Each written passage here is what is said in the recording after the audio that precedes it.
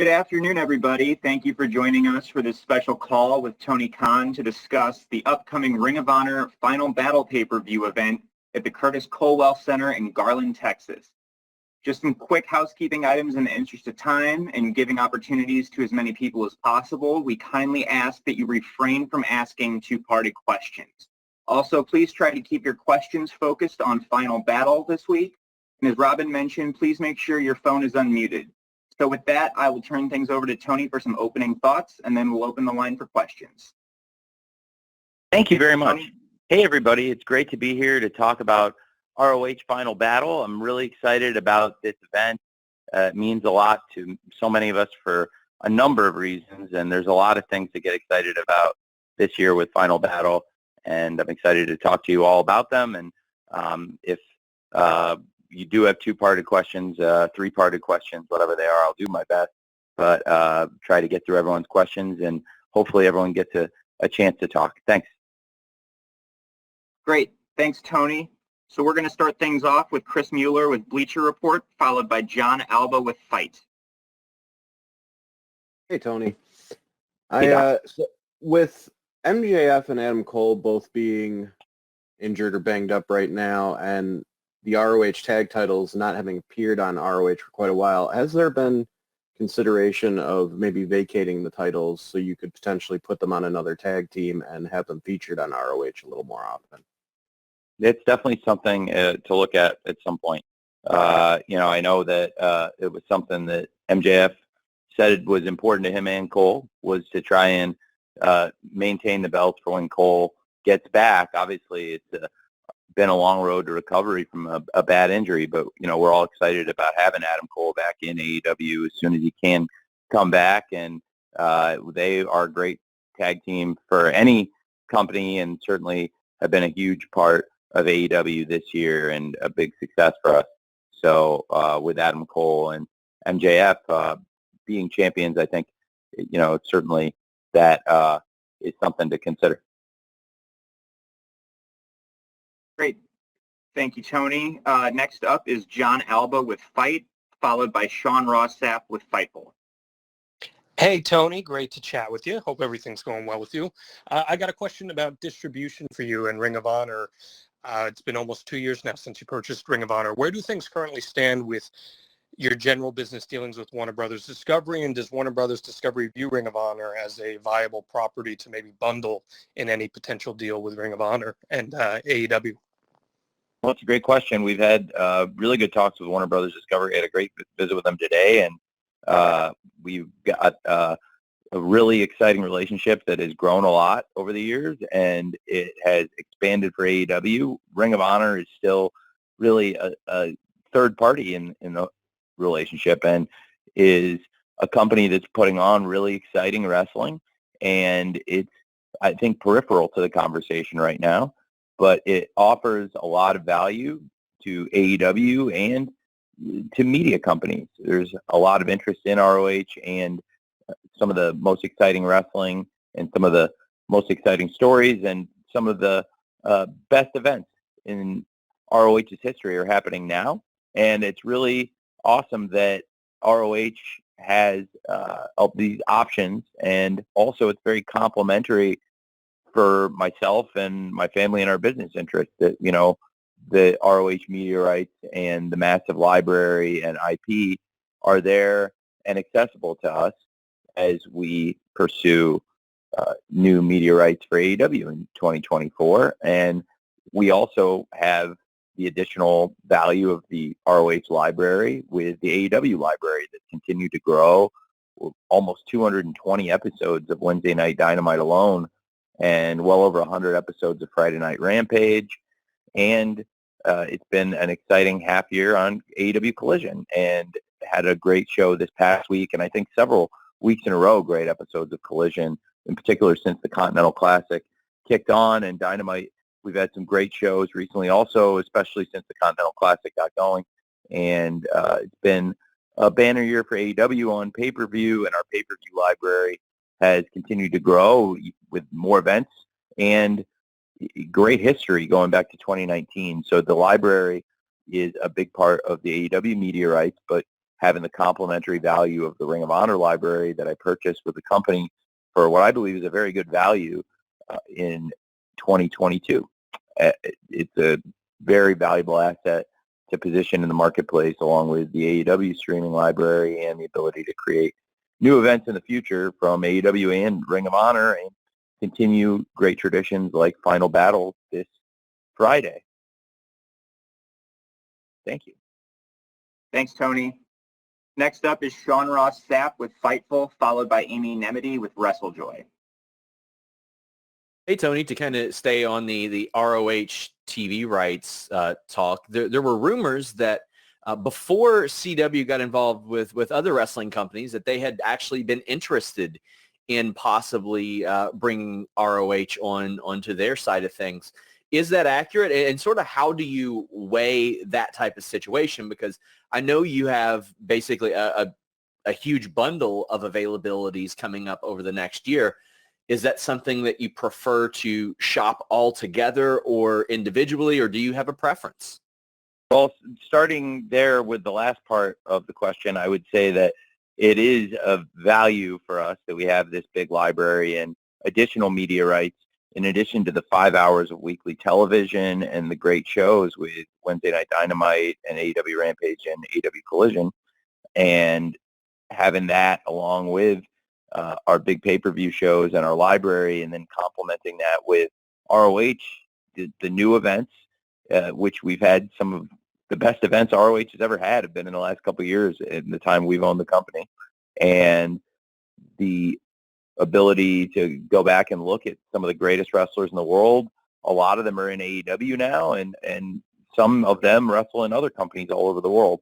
And great to be able to look back at that library of events. But definitely, I think that is a value add for both AEW and Ring of Honor to be aligned with media rights that are coming up for AEW in 2024. It's going to be a very exciting time for AEW, and it's great to have ROH there as a strategic value.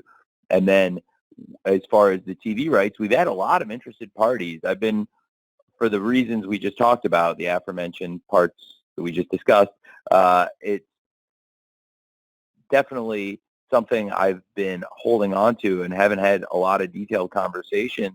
I think CW's great network, and we did have a visit. Dennis visited us at the Forum last year, and it was great. And I have a lot of respect for Dennis Miller and the CW folks. And I think the timing for us wasn't necessarily right, but I think there was a lot of great interested people in the marketplace in both AEW and ROH. And I think for 2024, it'll be really exciting time for pro wrestling, and ROH, I think, added good value going forward in this exciting opportunity for AEW and ROH. And it's also been great to keep ROH thriving, and it's proven that it's adding a lot of value to the wrestling ecosystem. There's great matches that have happened, things that are really important and wouldn't have been possible without the purchase of ROH. First and foremost, in my mind, would be the trilogy between FTR and the Briscoes last year across the three major ROH events we've held, from Supercard of Honor 22 in Dallas here in this area, and to, of course, Death Before Dishonor in Massachusetts, and then coming back to the Dallas Metroplex for Final Battle last year for the third and final match, the dog collar match, after the first match in Dallas had been so great, and the 2 out of 3 falls match at Death Before Dishonor in Massachusetts I thought was off the charts. And then, arguably the greatest of the trilogy was here in Dallas at Final Battle. And I've seen people question why the event, with the significance of keeping the event around Dallas. That's a lot of the significance around the event. And I can certainly elaborate on that more. And when you have great things we've been able to do with ROH that wouldn't have been possible, including FTR versus the Briscoes, which, wouldn't have been possible otherwise, and things we've done like what I'm so excited to talk more about on this call, such as the AEW Women's World Championship match with Athena versus Billie Starkz, where Athena has been on this dominant run, tearing through opponents for a year, and she's had some incredible matches on ROH TV and on pay-per-view, and reached new heights as a champion. She's been from every step of the way in this new ROH over the past year. Athena has been there, and then by her side recently, she had this 18-year-old wrestling genius that she took under her wing to some extent, but also kept at a distance.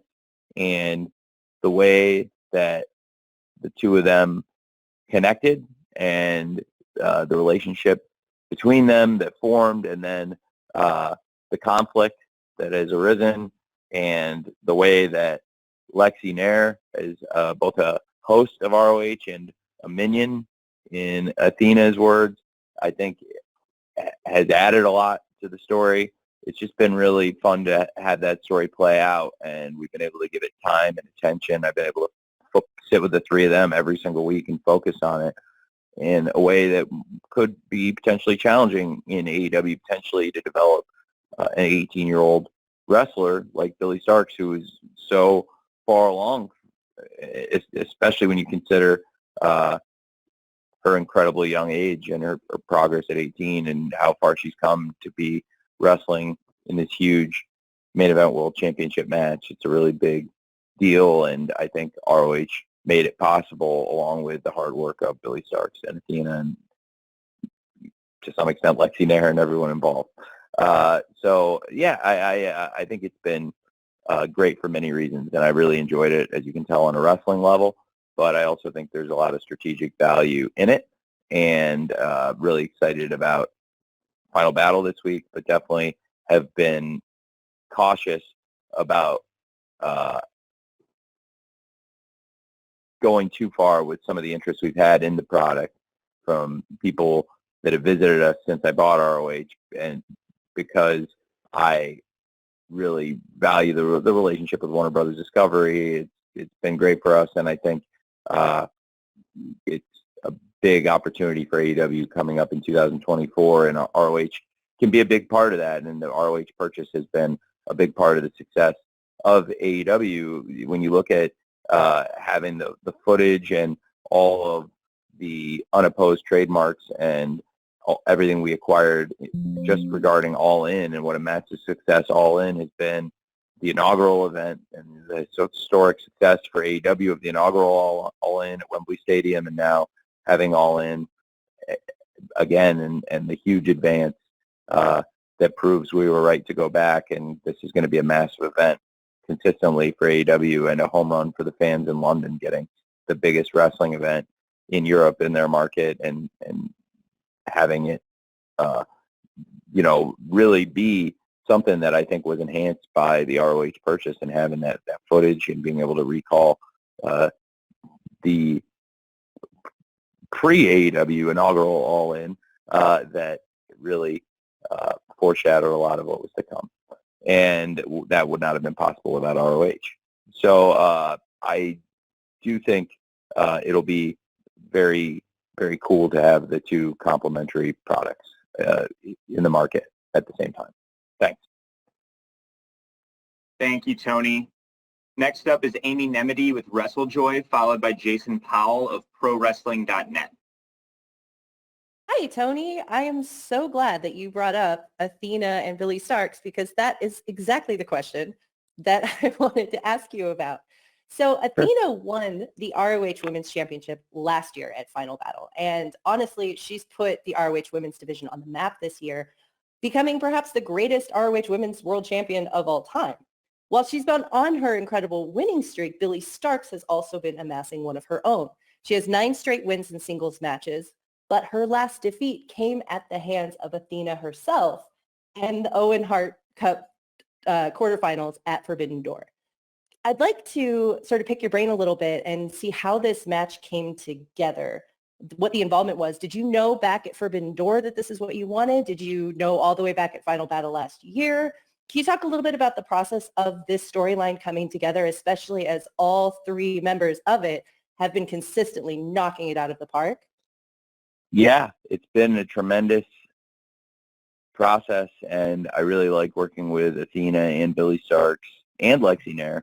And I visited with Athena and Billy every single week since Forbidden Door, and the way this has all come together, it's been tremendous, and it's really great working with two amazing professionals. You sometimes forget how young Billy is because she's very mature, past her age, and has great ideas and input. And Athena is one of the best wrestlers in the world and doing, I think, the best work of her career to this point right now in the moment as we speak. And it's really great collaborating with them. And I think I've been able to add ideas and help put things in perspective and do some great storytelling on the ROH TV with them. And Lexi has added so much to the story and become an indispensable part. And that's why I felt she had to be the special guest ring announcer for this match, as she will be the special guest ring announcer for the Athena versus Billy Starks ROH Women's World Championship match at Final Battle this Friday. And the way things have come together, it's really, they had so much chemistry and some fun ideas at the start, really got people talking. And I remember on a Saturday going down to the ring very early in the day, well ahead of the live show or the ROH taping, well ahead of the live collision that day. And it was one of the very early collisions. Of course, collision, you mentioned Forbidden Door, and that was right around the time that show started, was around Forbidden Door. And I think it's been very additive to the AEW pay-per-view product, but also I've really enjoyed being able to work with the different people on ROH on the Saturdays every week, and I think it's been good for that crew and some of the great veteran wrestlers that are on Collision to work together. And certainly one of the great veteran wrestlers every Saturday there has been Athena, and I really have enjoyed working with the two of them. And it was early on, I went down to the ring and it said, I think this is really getting a lot of steam, and I think we should stay with this, and we can really make this something very special. And I, had some ideas, and they've had some great ideas, and it's come together every week. And it's been a great collaboration, and everybody involved, Athena and Billy and myself and Lexi as well, have put great things into it every week. And, since the summer, we've been having a lot of fun with it, and we're excited for Final Battle. And it'll be something really special. I think Athena and Billy really deserve this spotlight, and it'll be a great main event match for the ROH Women's World Championship, Athena versus Billy Starks on Friday night. Thank you, Tony, and thanks, Amy. Next up, Jason Powell with ProWrestling.net, followed by Samantha Shipman of the Daily DDT. Yeah, hey, Tony, you previously said that you don't view Ring of Honor as a developmental brand, and you pointed to the brand's champions. With Eddie Kingston giving up the ROH title to create the Triple Crown title, we've also had Samoa Joe forfeit the TV title. The Young Bucks and Hangman Page lost the six-man titles. It just makes me wonder, has anything changed in terms of what your vision is for Ring of Honor? Well, I think, no, it hasn't. And I think we'll have a really consistent and sustainable company that we've been able to build that has great shows and has put a lot of great matches into the wrestling ecosystem that I was very excited to revive, because it has a great history and had a lot of value that it could add to my own portfolio personally, but also to the world. And I think what we're seeing here with this event, and you look at some of the matches, that I don't think necessarily with the 5 hours of AEW TV, that as far as having every week the consistency there, I don't know if it would have been possible to develop those stories, and certainly for some of the young wrestlers, I think it's been excellent, but we have a great veteran group, and it's really about great wrestling and a prestige product. So Eddie Kingston put the ROH World Championship and the New Japan Strong Openweight Championship up as part of this huge Continental Classic, and now every time we go out for these matches, you see the 3 belts out there, including the ROH World Championship, along with that New Japan Strong Openweight Championship and the AEW Continental title in the bag. And I think it's really important to note that whoever comes out of the Continental Classic, when you look at this incredible field with 12 wrestlers, any of them would be a great champion. They're all very established stars. And the way the tournament's shaking up and the exciting leaderboard for the tournament in the Gold League and Blue League respectively, I think it's something to watch for, that there's going to be a great world champion coming out of this for ROH at this point, no matter who wins the Continental Classic. And that'll be somebody that'll defend all these championships across promotions and be a touring champion, tying together this wrestling universe.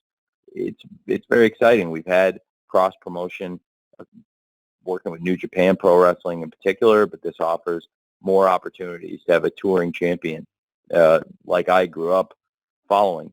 And I also think it's, with the champions, in addition to the Ring of Honor World Championship, you look at the Women's World Championship, and it's held by such a great veteran, and we have that incredible main event to look forward to with Athena versus Billy Starks, and it's a great example of where I think a young wrestler with tons of upside has been the beneficiary of working with such a incredibly talented and respected veteran like Athena. And I think we have some great champions in the company right now. There's also some great young wrestlers, and it's a great blend. And without having all the necessary elements of other televised wrestling shows, by having the streaming product we have right now, also we're not as locked into specific format times, so people can have longer matches, or in some cases, if they're not ready to have longer matches, shorter matches, and not be thinking about commercial breaks or certain aspects of it. But there are other aspects that it's great for the people to learn working on television, working in the same arenas with the same production staff, and there's a lot to be said for it for the young wrestlers, but it's also a great group of top veterans and a prestigious wrestling product with prestigious championships. Thanks so much, Tony. Next up, we have Samantha Shipman with the Daily DDT, followed by Bill Pritchard with WrestleZone. Hi, Tony. Hi. I have a question for you. I guess Athena is the woman of the hour here, and I would agree with, I believe, what Amy said, that Athena has been probably just, I think, the best champion in the world, the best women's champion in the world. But what we've seen with Athena is she has defended her title completely in ROH, where we've seen our other ROH champions defend it in AEW. And is there a specific reason why she only defended her title in ROH? And then regardless of who wins on Friday, can we see the champion defending their title in AEW, or are they going to be strictly on Honor Club? Well, I'm certainly open to Athena appearing in AEW and other places. I think it's really great to have somebody who's a great ambassador for a company like Athena. One thing that's been really consistent and great about ROH is Athena has been very much a part of that show and focused on that show. And I think her work has been one of the strongest things about the ROH show. So, I think if Athena, is focused on ROH and focused on AEW, that's great too. I think with Billy Starks, you have somebody that is a great challenger that would be a great champion for ROH, but also somebody people would be excited to see in AEW. So I think both Billy and Athena would offer something to any wrestling company they're competing with.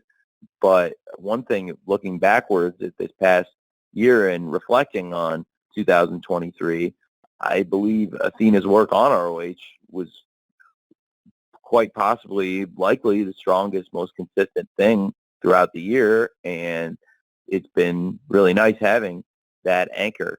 And I do think Billy Starks now has been somebody that's been on the rise, as we mentioned, had been on a 9-match winning streak, will have a chance to continue an unbeaten run and become champion, and it's a match with very high stakes for ROH. I think whoever wins would be great to wrestle in any promotion, including AEW, and also would be a major focus of the ROH shows going forward. Thank you. Thanks, Tony. Next up, Bill Pritchard with WrestleZone, followed by a write-in from Steve Fall with 10 Count. Hey, Tony, how are you? Hey, doing well, thank you. How are you? Good. I wanted to ask about Samoa Joe's title reign, and if there was ever a discussion to keep the title on him. I know you're having the finals of this tournament at Final Battle, the survival of the fittest finals.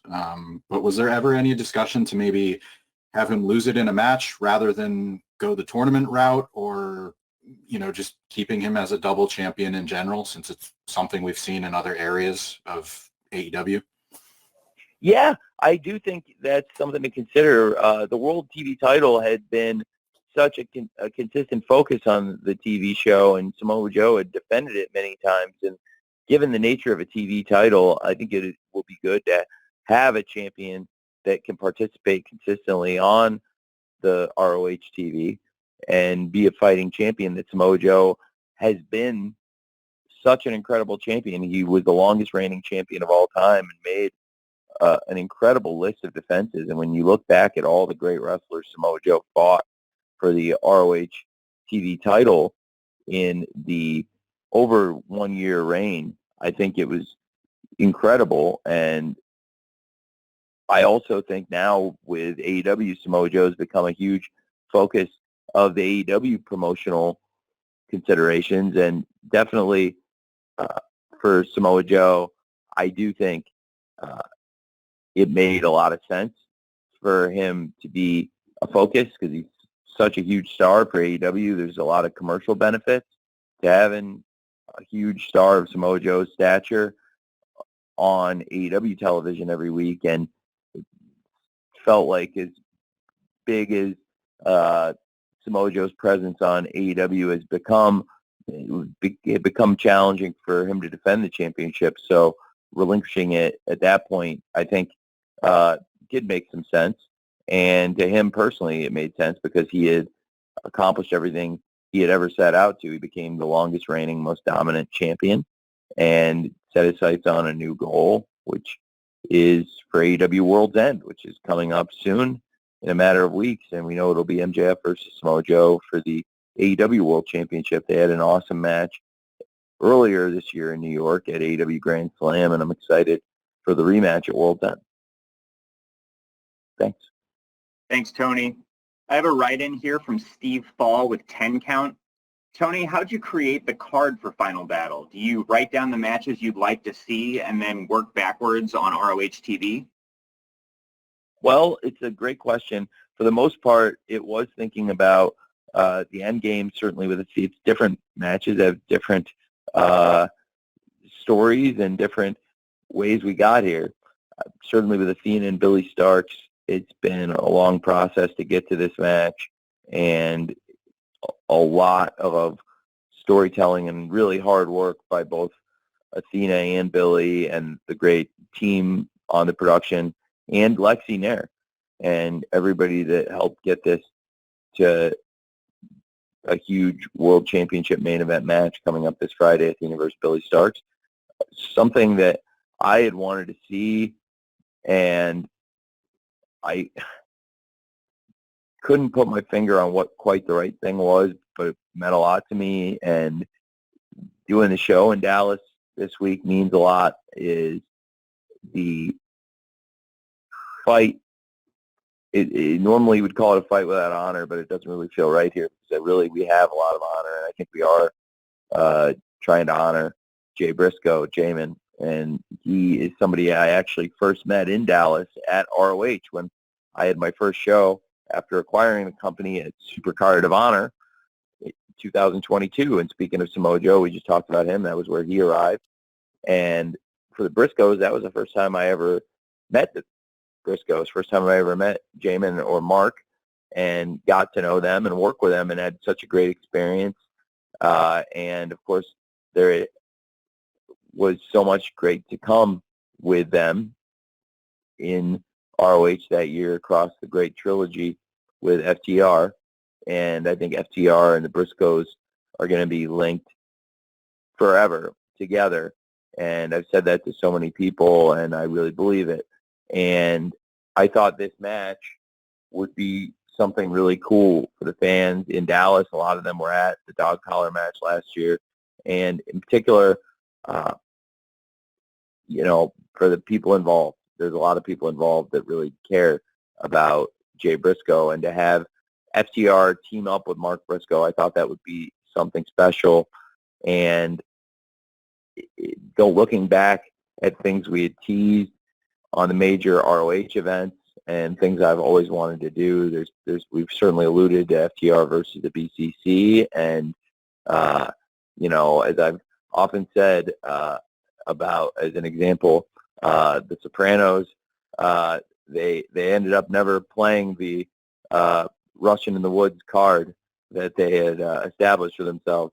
But, I've had this FTR versus BCC match also that the two groups, FTR, the tag team, and the BCC, they've bumped up against each other a lot. There have been interactions that recently on Collision, we've seen them aligned in many ways, and we can see they respect each other, and I think that's been evident for a long time. And Bryan Danielson has a really long history with the Briscoes, and Bryan Danielson and Jay Briscoe wrestled 20 years ago at this event at Final Battle 2003. So to have Final Battle be the 1-year anniversary of the dog collar match, and then learning it's the 20-year anniversary of Danielson versus Jay Briscoe, it just felt right. And I wanted to do something special, but when you care about somebody and when you want to do something to honor them, like I wanted to do something for Jay Briscoe, it can be hard, and it can be hard to focus. And then it just kind of came to me, and I went to the BCC individually and talked to the different guys in the BCC about the match, and I talked to Bryan Danielson, and it made so much sense to him, and he pointed out a lot of great information about his history with the Briscoes and with Jay Briscoe specifically that I thought added a lot to the match. And then with John Moxley, I'd asked him, he had limited involvement ever before in ROH, but for this he really was very cool about it and wanted to be involved in it, and has a lot of respect for Jay Briscoe, and had a great match to start the Continental Classic first episode with Mark Briscoe. And I think that will be very special. And then Claudio has so much history with the Briscoe family, and we saw earlier this year Mark and Claudio were set to go one-on-one, and Mark had a knee injury, so it's fitting now at the 1-year anniversary of that great Final Battle show, where I know Claudio also had a chance to catch up with Jay Briscoe at that show. We talked about it a bit because, of course, Claudio won back the Ring of Honor World Championship that he's fighting for now in the Continental Classic to regain for a third time in even grander fashion as part of this new Triple Crown with the AEW Continental Championship and the New Japan Strong Openweight Championship. And to have Claudio as part of the Continental Classic, but also fighting through this match, shows how much Jay Briscoe meant to him and to so many of us. And when you've got the Continental Classic competitors stepping outside the competition, taking on this kind of a challenge, shows how important it is. And you have some of the biggest stars in wrestling coming to ROH because this is important, and this is where so many of us saw Jay Briscoe for the last time, including myself. And I saw him that day in the arena in Dallas, and then a lot of people back at the hotel afterwards. And I always enjoyed visiting with Jay Briscoe outside of work, and I've gotten to know Mark outside more now too. Mark comes out and visits us more too. Has been more sociable this last year, kind of taking Jay's spot there. And I think for a lot of people that they'll look back at Final Battle in Dallas last year as an important memory. So it's full circle to bring it back here to his last match in ROH, and what a classic final match, that dog collar match, but also a lot of personal memories for a lot of us. And for Dallas being the first place I met him, and then the last place I saw him, and the first and last place I ever worked with him, it means a lot. So when couldn't come up with a perfect idea right away, but when I did have a good idea, I think we ran with it for supporting Jay Briscoe, and that's what we're trying to do for the Pugh family, because they're awesome people, and we love them very much. And then in addition to that, that big six-man fight and the ROH Women's World Championship match that we talked about, there were other matches on the card who took a different road to get here. We talked a lot about Samoa Joe. I was looking back at history of ROH, and survival of the fittest is a staple, and staying true to ROH history, I thought it would be very cool to have a survival of the fittest match, get a lot of the exciting stars involved, and we had a lot of big names in the survival of the fittest, and already with 5 of the competitors locked in, and some really exciting people that are very popular. And then we had some other wrestlers that have been competing in Japan, and I wanted to see how they fared, and frankly, if they came back healthy, that it looks like they're going to be back. So I'm optimistic being able to even add a little bit more to the card now with our wrestlers returning from Japan. And of course, there's also been some Lucha Libre presence on this card in the past, and we have some of that in the survival of the fittest, but I might be making an addition there as well. And when we talk about story, of course, I was really enjoyed working with Ethan Page and Tony Nese, who brought a lot of great ideas for their program, and they're 2 people that really wanted to wrestle each other and have built some great interest, and I really enjoyed working with them. I think there was some good buzz for the contract signing segment we did this past week for that I Quit match, and this Thursday on the Go Home ROH, which we'll look forward to kind of turning our focus to after Wednesday Night Dynamite tomorrow night. We'll hear from everybody on that Go Home show before Final Battle, and I think there's some really exciting stuff on the card, and it all took different journeys to get here. Some of them a long plan, and some of them by necessity, circumstances that arose, and no circumstance more tragic than the fact that Jay Briscoe's not here with us at Final Battle this year. But I think the card is going to be a really great show on Friday, and I'm excited for the event. Thank you. Thank you, Tony. I have another write-in here with Kimmy Sokol from the Pop Break, who will be followed by John Pollock with Post Wrestling. Kimmy writes, how would you evaluate Ethan Page's work so far in Ring of Honor?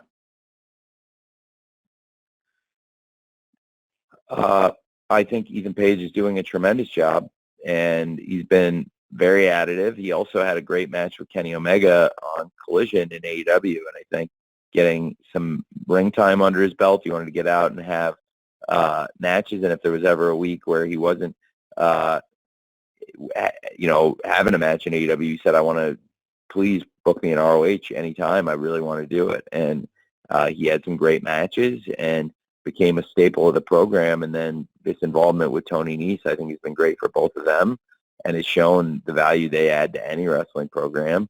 And should be a great match and has become a heated rivalry. And you can look back and see how it got here on the ROH TV, and I think it's been two great wrestlers having an opportunity to showcase themselves when it's sometimes jam-packed with big names on AEW TV. They're great names too, Tony and Ethan.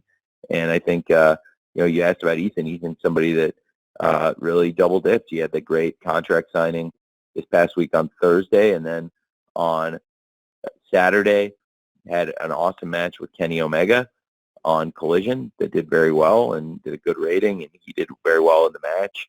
And was tremendous for both men, and I think meant a lot to Kenny and Ethan to have a big match in their home country, Canada. And I think now he'll have a big match Friday at Final Battle, so he's doing great stuff. Thanks for asking. Thank you, Tony. Next up, we have John Pollock with Post Wrestling, followed by Paul Berry from Newsweek. Hey, Tony, the last time we got an updated figure from you for Honor Club was around 15,000 subscribers. I was just curious if there's an updated figure you can share. And are you viewing this experiment on Friday as such of seeing how it does as an exclusive to Honor Club, or could we see it go back to pay-per-view in the future? How are you viewing that decision? Well, it's a great question. I think this has been tremendously successful in terms of gaining new subscribers. So at least as an experiment, I think it's been a big win. We have a pay-per-view coming up with World's End that we're very focused on. Expanding the AEW pay-per-view calendar has worked really well. There's a lot of interest in World's End. The tickets are moving very well. And the Continental Classic has been some of the best AEW TV ever. And we've had some of our best matches, and people have really enjoyed the shows. And if you haven't seen Dynamite, Collision, or Rampage this past week with Danielson versus Garcia, the AEW shows have been featuring great matches from the Continental Classic. And I think with the final coming, as we've been saying, consistently across the shows coming at World's End, I think there'll be a lot of interest in that. And I talked before about Samoa Joe. Of course, this is the ROH Final Battle call, and we talked about Samoa Joe because he's the greatest TV champion ever, and now the TV championship is up for grabs in the survival of the fittest match. And I think Samoa Joe versus MJF, as I mentioned, is a match that I'm very excited to see, and I think a lot of fans are excited for the rematch after they had a great main event at Grand Slam Dynamite. And coming up on World's End, I think it makes sense for the timing of this event, at least as it stands right now. But we've had great returns on ROH pay-per-views. There's definitely a market for it. When we put on these events, we've seen big box office return, and it's been a great part of the investment. I talked about the investment I made in ROH, and when you look at the revenues off the pay-per-views, they're the biggest revenues ROH has ever done on pay-per-view. And if we do decide to go back to or stay with that model long term, it'll be because we've had a lot of success as promoters with AEW and now ROH at selling pay-per-views. And now this is putting some folks on the WatchROH.com, the Honor Club product. We've been able to drive more subscribers in recent weeks and expect to have another big week for subscribers here with Final Battle, as we've seen the increase on the run-up to the event. And it should be really cool stuff for us going forward. And really also, we have a lot of options for how we want to disseminate the content going forward for streaming versus pay-per-view or whatever combination. But this has definitely been a successful experiment to grow WatchROH.com. Thanks. Thank you, Tony. Next up, we have Paul Berry with Newsweek, followed by Derek Reed with Keystone Broadcasting.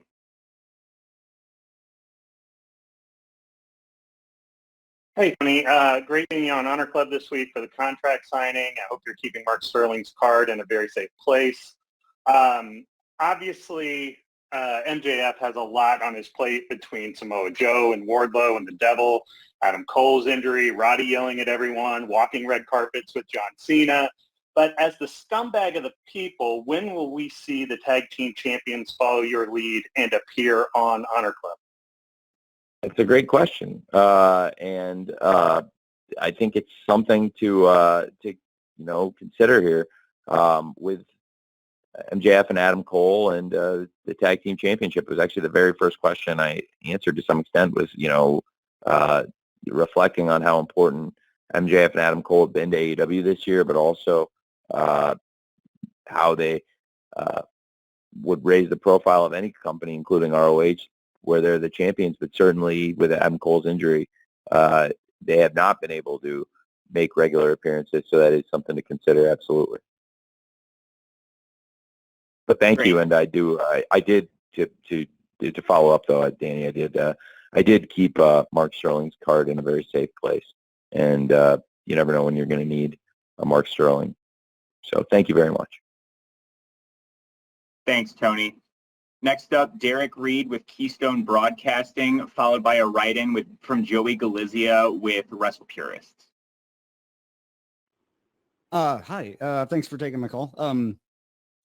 I was kind of wondering about the Pure division, with the Triple Crown Championship being created. It seems like the champion's going to be working in 3 different spots, really. And is that going to shine more of a light on the Pure division? Are you looking to maybe reinstitute the rankings, but in the ROH Pure category?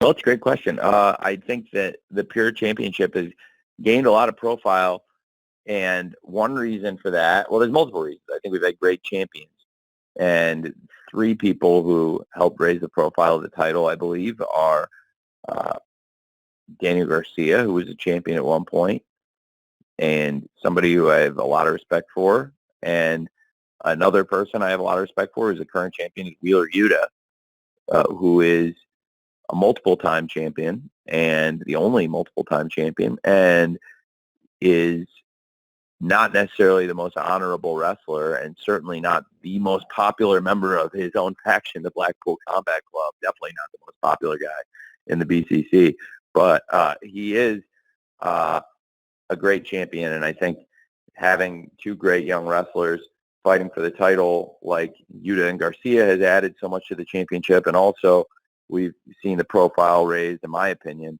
by Katsuyori Shibata, who I feel has been wrestling's greatest champion. And anytime he defended the ROH Pure Championship, I believed in the stakes and the importance and the honor of the championship. And when it comes to the Pure title, I think Katsuyori Shibata has been really important to raising the profile of the championship. And now Wheeler Yuta has very big shoes to fill, and Wheeler Yuta is a great wrestler, and he's very capable of doing that, I think, when he wants to do it. So there's a lot of exciting stuff to keep an eye on when it comes to the ROH Pure Championship. It was a blow struck against honor when Wheeler Yuta took advantage of Katsuyori Shibata, and I do think Katsuyori Shibata will be back, and I'm very optimistic about him making a return, thankfully, and thanks to Hook showing up in time to help him. And Katsuyori Shibata, when he returns, will certainly be looking for payback, and I think that's helped the championship. And certainly when you have somebody that's been through what Shibata's been through and has been, I think through some of the most challenging circumstances to mount a comeback in pro wrestling history, and done it with flying colors, and then became a great champion against all odds and all expectations. That's a great story. So that's something to keep an eye on also. And I have a lot of respect for all 3 of those men, Garcia, Yuta, and Shibata, and I think all of them add a lot to any wrestling promotion, and certainly have added a lot to ROH as the Pure champion. Thank you. Thank you, Tony. I have a write-in here from Joey Galizia of Wrestle Purists. Tony, New Japan Pro Wrestling just announced that they're launching a global championship. So based on your relationship with New Japan, do you foresee that title being defended in Ring of Honor or AEW? And would that affect any type of plans with the Triple Crown Championship? I certainly would be open to having any of New Japan's great champions defending the title in AEW or ROH or any promotion. I think that's great. And New Japan Pro Wrestling has a really, really exciting roster. They have some of the best wrestlers, and we have a really exciting opportunity going forward to present what I believe is a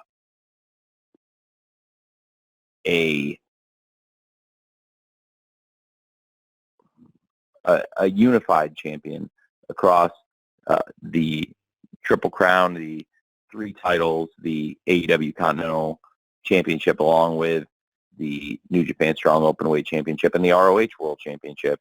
So with any New Japan champion, we would certainly welcome them to compete as part of the same spirit of competition and the partnership with New Japan Pro Wrestling. So we're excited about that news, and certainly that creates another exciting opportunity in the world of pro wrestling with the great roster that New Japan offers. Thank you, Tony. And we're going to close here today on a question from Ella J with SE Scoops. Any news on who the 6th competitor will be in the TV title Survival of the Fittest match?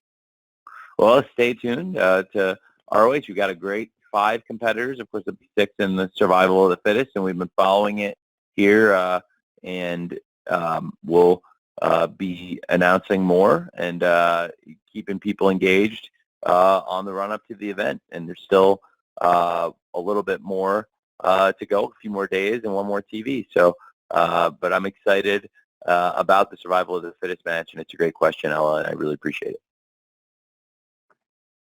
Thank you, everyone. We are now at the end of our time. We'll be distributing an audio recording to all attendees shortly, and we thank you again for being a part of today's call. We're looking forward to you joining us for AEW Dynamite tomorrow night, Ring of Honor Final Battle on Friday night, and AEW Collision on Saturday night. Thank you.